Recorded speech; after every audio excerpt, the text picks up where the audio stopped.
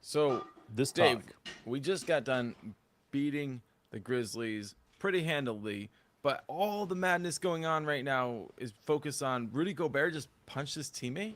bro, it's crazy. If you guys haven't seen it, jump on the comments section. I have it pulled up, about 20 comments up there. You get to see it. I cannot believe it. It was one of those things where Rudy Gobert was on the bench. Tom Anderson's just yelling at him, dude, and it looked like he might have said, "Shut the fuck up," and he didn't listen. And I guess Anderson shut the fuck up, guys, because Rudy Gobert got sent home. What does that mean? That means that Rudy Gobert is definitely not playing in the next game. How does that affect us? I don't know, because whoever loses this game, we play, and we're still talking about in the fourth quarter, and it's crazy, So, man. we don't know exactly how that's going to affect us, but there is a chance we'll play Minnesota, and there is a very good chance they won't have Gobert. But let's talk about what we just did for ourselves this season. We just got to our 40th win. Yeah. Um, that's something Oh, that we should bro, you all want to hear take pride something in. even worse, man? What's up, bro? Bro, Jaden McDaniels injures his right hand punching a fucking wall. Wow. Bro, this is like Timberwolves are unraveling, bro, right in front of our eyes right now. I cannot believe this. This is insane, man. Yeah, I mean, obviously they've got to figure a few things out, and the Pelicans, like you said, they just tied it up right now with 7:20 on the clock. So anyway, let's talk more Sorry, about the man. Thunder, though. Like, we get to our 40th win. We're eyeing in on this play-in game, and now we're recognizing, we got a chance to maybe even get a win in the play-in. Now, it's going to take two wins in the play-in games to move all the way into the playoffs for us, but For the eighth seed, yep. we needed this day for these guys to rest. They got a few days rest before the game, and then they got the day off because the Mavericks lost. And then the guys that went out there and played really well, we got to give them a lot of credit. Starting out with Trey Mann, who pulled up a triple double, 24 points, 12 assists, and 12 rebounds. That's just a really well-rounded game for Trey, and I think a good stepping stone for him. Hopefully, to get a few minutes coming up in the playing game. Yeah, and we really played five guys, and these guys played 40 plus minutes. I think JRE played 40 minutes, and he was the least of the guy minutes. But without going any further into our guys, I really want to give a credit to Kenny Lofton Jr., who scored 30 points in the second half to end the game with 42 points.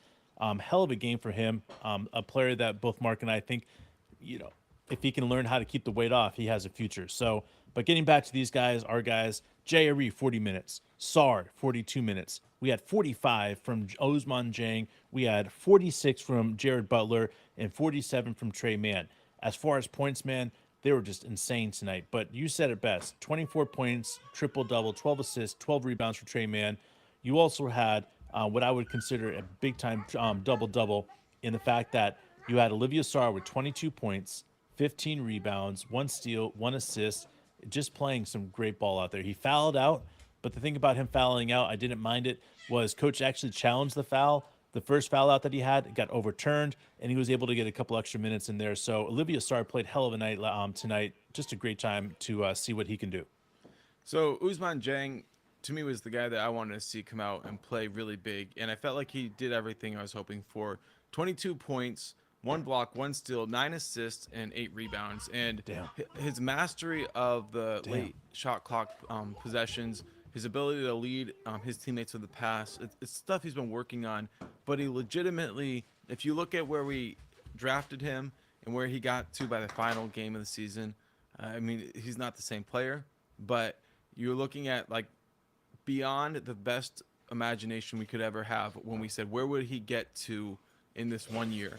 He has exceeded it, and so for me, that's why we look at these games and we're always excited about watching a player like Jang get extended minutes. But this was exceeded our wildest expectations. Yeah, and Jared Butler, man, unbelievable job running the offense. He had 25 points, one steal, four assists, three rebounds. Just a very efficient night for him. Something that we like to see. To me, Jared Butler is one of those guys that if he gets the right opportunity, he's going to do some good things. I think he was rewarded with a two-way contract that was well deserved, and somebody that I'm excited to see about in the future for sure. So JRE got, like you said, he got about 40 minutes, but he only scored 10 points. He did pick up 8 rebounds. And then on top of that, we saw Waters and Wiggins play for what, like a total combined of 20 minutes, so 20 about minutes, 10 yeah. minutes each. They each scored 6. So these are guys that have played serious NBA minutes, so they're used to playing minutes that matter. And this game was close. It wasn't always a automatic lead. It wasn't like a we was back and forth. Like the Grizzlies had the lead at halftime. We came out, played a really good third quarter, and then as the fourth quarter came down, we started putting the pedal on the gas. And then that's when we started hearing some rumors about what was going on in Minnesota, and it seemed like all of a sudden maybe we might be the favorite going into the playing game. I don't know about that yet, but we got to see what it takes. We're playing in somebody else's arena. Either way, if it's the Pelicans or the Wolves, it's teams that we've had trouble with before. But like we said it, man, we're playing at a different level than we were. Yeah, and I said this, and we got made fun of it for saying it, but I'll say it 100 times: is we're not the team people want to play. We're just not. You look at Minnesota; they're in shambles right now. You look at the Pelicans; they've been dealing injuries across the board. Yes, they have players that have been stepping up, but injuries across the board. And then you look at as far as the playoff when it starts as the 8th seed, if we get there.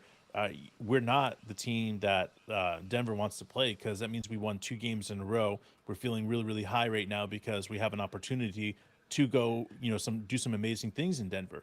And again, I told Mark during the live show is that I think that if we played against Denver, I think we can sneak out 1 or 2 wins right off the bat, especially if we get 2 wins. And I think that's going to be crucial because I do think the Lakers are going to win. And I think the 2 wins that we're going to have to do is going to have to be against Minnesota and the Pelicans. So if you're saying who would you rather play, to me it doesn't matter because we're going to have to beat them both anyways. Yeah. Yeah, I mean, you're right. We got to figure out a way to win and then win again. And that's what we want to see. We're not sitting here and we're not trying to play this game where it's a single, we get one game of experience. You go back to when Shea played for the Clippers. They had a hell of a run against the Warriors in the playoffs. And to me, Shea knows that value of taking a playoff run and turning that into the stepping stones of next year. That's one of the great things about having a player like him who's already been to the playoffs twice.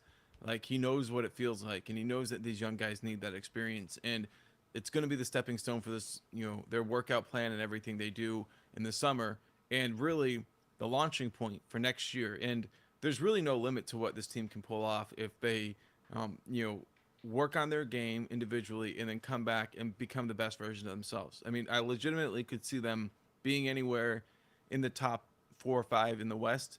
And once you're there, if you get hot in the playoffs, you got a player like Chet who is still coming into his own as you get a deep run going, like, you're a problem in the playoffs. So this is the beginning of something special, but we still get one more game at least. And I just want to give all you guys that are listening a round of applause because when we said in the beginning of the season that this team was going to go to the playoffs and we were going to do stuff like that, and the ESPN was projecting us to only win like 18 or 19 games, you're the guys that consistently stayed with us and made sure that we understood exactly what this team was capable of doing, even though we knew in our deep of hearts that we knew we were going to the playoffs with this team. But the reality is sometimes when you're saying something, you feel crazy when everybody else around you saying, this guy's crazy, especially other podcasts and the Oklahoma City Thunder media and other people that are saying, hey, look at this is what Sam Presti's saying. And now, that just means that there's no way that we're going to go to the playoffs now. It's you guys that have consistently been there for us that have made us feel like we're being listened to and encouraged, because the reality is that when push comes to shove is we're not just 2 guys anymore talking on the mic and nobody's listening. We have a massive community, and that's all you guys around. And it's just amazing that we can look anywhere on the map and we can find somebody that lives there that listens to our podcast. And it just makes me feel like our community truly makes a difference, and it's special. It is special. It fires me up. It's the thing I like to read your guys' comments when I wake up in the morning, hear what you guys are thinking about, and I like to just kind of appreciate the moment, because it's not something I ever imagined that we would be at, where all of a sudden the Thunder are great. We have a ton of people who feel the same way we do, because there are so many times in the past when we were cheering for the Thunder, we felt like we weren't sure if other people actually wanted to see the same results we did, or were they cheering more against the player, or they didn't like a coach, and we're like, you know what, we're just going to find a place, we're going to create a place that it's so built on positivity that it's our whole life, man. Like these people, you guys are everything to us. You get us fired up in the morning, you keep us up late at night, and we hope that we can continue to put out amazing long videos for as long as this team can stay in this playoff hunt, for this playoff, Hell this yeah. championship run, and hopefully somehow, some magical way, we can put together 82 games of this plus the playoffs next season too. We love you guys, and we do this for you for sure. Yeah, and if we only get one more game with you guys, again, this live has meant the world to us. It's changed how we watch games. So definitely going to be continue doing this throughout the summer, whether it's a summer league game, whether it's the draft. We're going to continue this because doing this has been truly spectacular, and I definitely appreciate it. So with all the love, guys, we appreciate you, each and every single one of you. Appreciate your comments, appreciate the likes, appreciate the subscriptions that you guys have consistently do to make us feel good. Again,